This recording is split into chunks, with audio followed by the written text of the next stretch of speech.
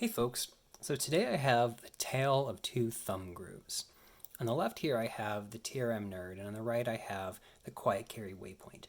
These are both excellent knives, but they're not ones you'd normally see side by side. And the reason I'm doing that today is because they both have really pronounced thumb grooves that are at the exact polar opposite angles of each other.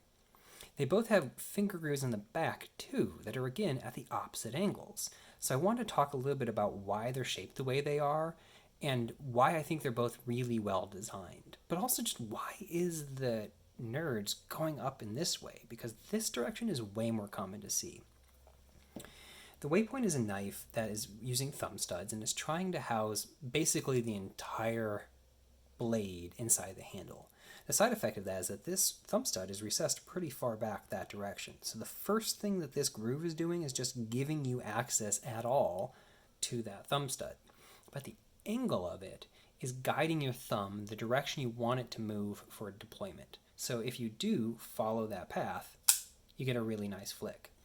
Now once you have it open, a knife this size and shape, you typically hold not like that, but canted forward with your thumb along the back. This is the grip you would have for pushing through cardboard or cutting rope or something like that. It's obviously not the only way you would hold this knife, but it's one of the more common ones. And if you look at the way that my hand is oriented relative to the handle in a grip like this, you can see that my finger is coming downward at an angle this way, which matches that angle. And on the back, my finger is moving upward at an angle, which matches that angle.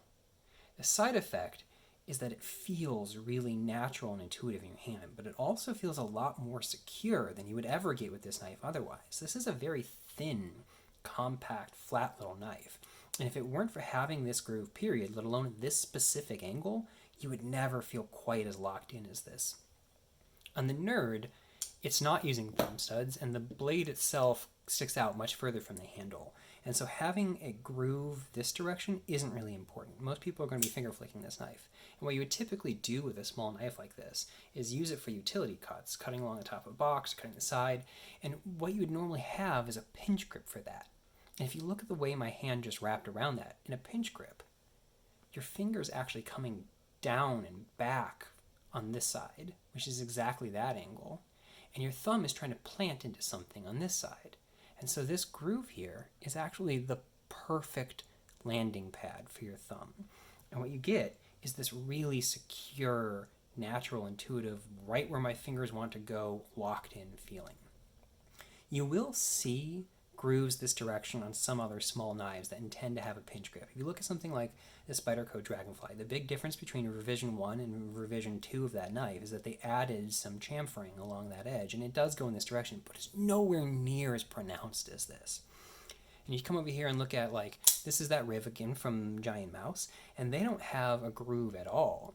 So if I try and pinch this in the exact same way, I'm pressing against a hard edge here that doesn't feel good.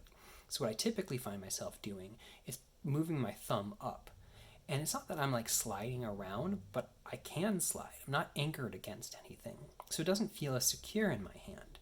So the fact that this feels more intuitive and secure in my hand says a lot, because Jesper is known for having some of the absolute best small compact knife ergonomics in the world. So the fact that this feels more intuitive and natural and secure in my hand in one of his most common grips, that's a big deal.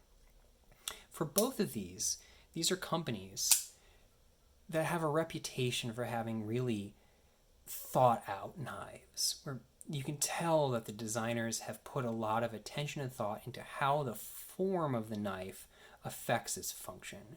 And I think that this is a really clear example of that. Anyway, thank you for watching, and I hope you enjoyed this. Have a nice day. Is that these are both companies that, ow, that hurt. And I just cut myself. Shape and function of that knife, how the shape impacts the function of the knife. And I think this is probably one of the clearest examples of that happening. Wow, look at that little blood. I should probably go fix that.